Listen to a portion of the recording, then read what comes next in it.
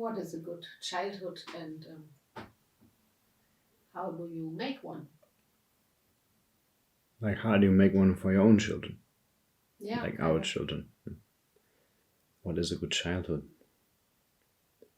Well, I think I'll answer first. How do you make a good childhood?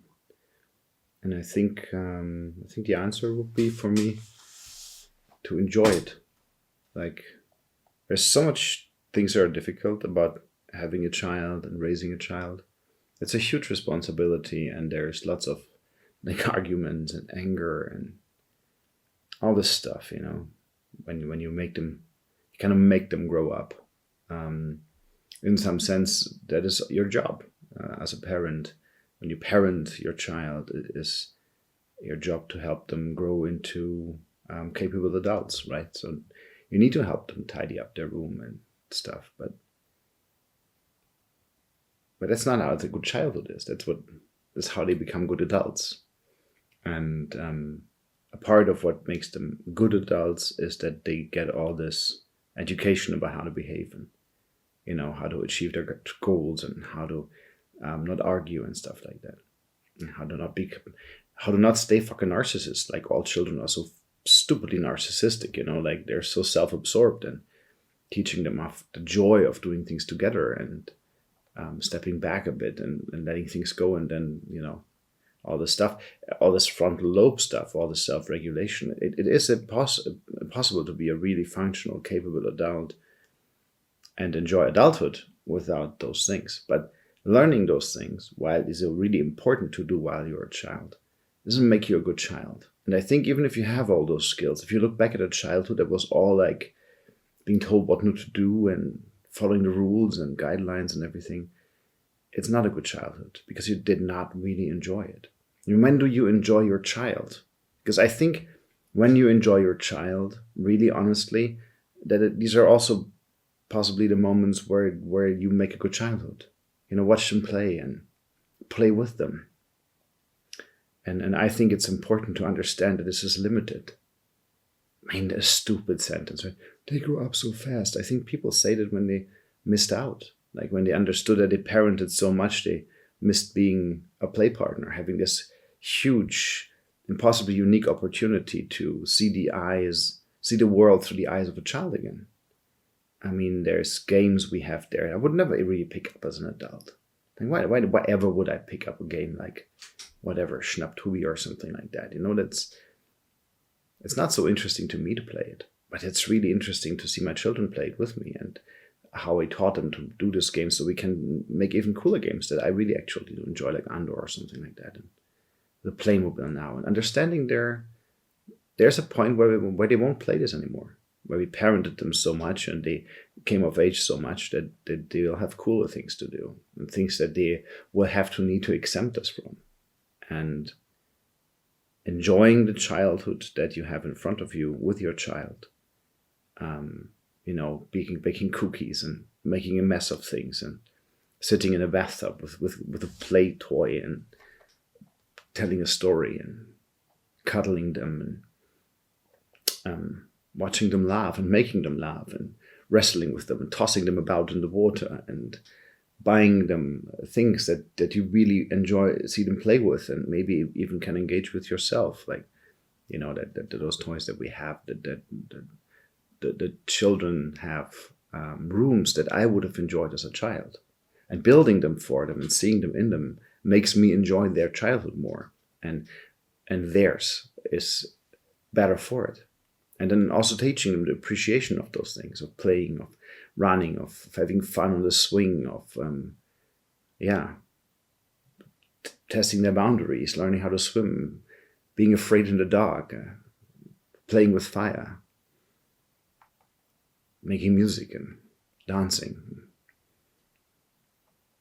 handcrafting stuff, like doodling and drawing, doing all those things.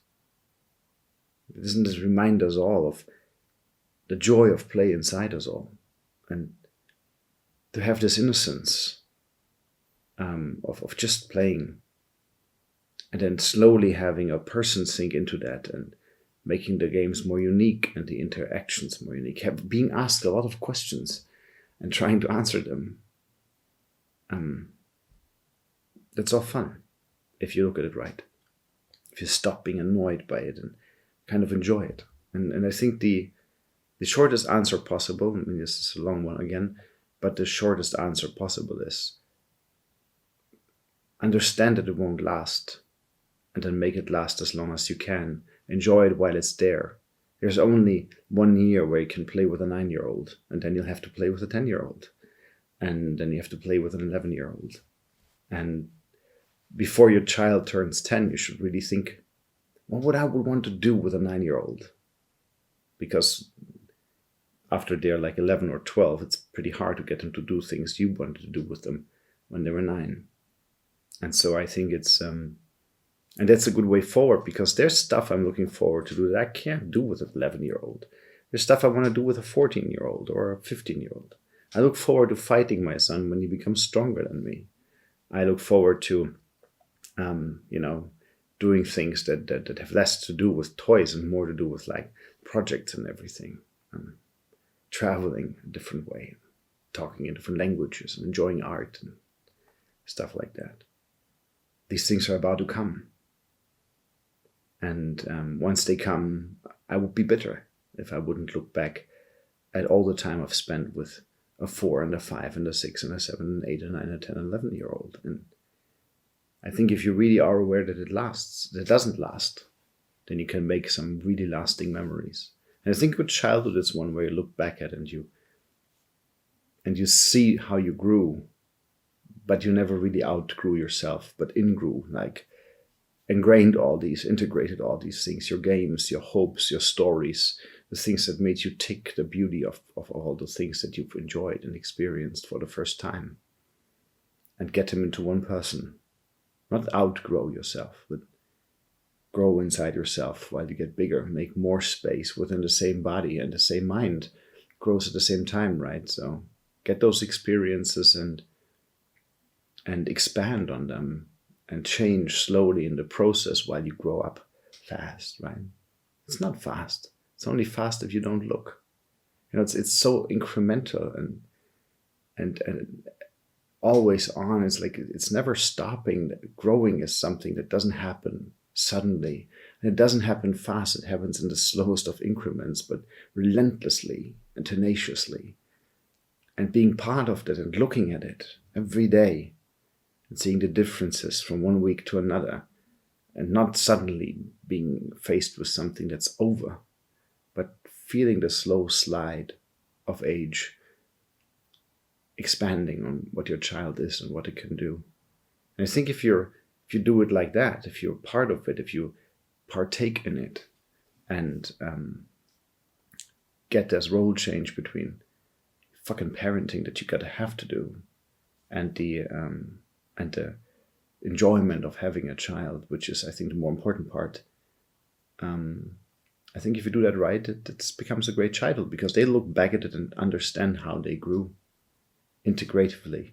And they also will look back at it with lots of beautiful memories of play and games and feelings, adventure, stories, toys, discovery. I think that makes a good childhood. But a good childhood is when you enjoy it and partake in it. And for that, God's sake, like, school, really, it's not so important. It's just another thing that you got to parent with. And grades and homework, and if their room's tidy, of course, yeah, you got to kind of invest into those things a little bit and fight over them and stuff like that. But that doesn't make them good children. It makes them good adults. Don't reach for the adult that they will become before you've enjoyed the child that they are. Because I think that would be a stupid mistake. And they'll just hate you for it. And that doesn't really make them functioning adults. And it doesn't make you a really satisfied parent, does it? So let go of all those adult ideas a bit. And yeah, I think having a child also can be like Proust's idea of, la recherche de la temps perdu, to search for the time you've lost as a child. You can give your children more opportunities than you had, and by that you can really experience childhood again in a kind of second-hand but involved fashion, and that can repair so many things that you can't grow up without having some broken memories about stuff that didn't work, and bitterness and fights and stuff. But you can see the wonder and the beauty of your own childhood again if you make experiences for your own children. Like reading to them reminds me of what it was like to be read to by my father. Listening to music with them reminds me of what it was like to listen to music with my mom. When they make for us those, theater plays and enact sketches and dance, varieties that they do. I remember doing that as a child. I remember what it was like, and it kind of brings all that back, and it connects you with who you were when you experienced this for the first time. It kind of makes life longer and expands it so beautifully, and makes you remember so many things that I don't know if I could access those memories if I wouldn't have children to trigger this constantly, and if I wouldn't invest in the experiences that I would really want to experience with them, and before it's over. Because now, this way, when you make a good childhood, I think you're not afraid of it being over. And neither are they.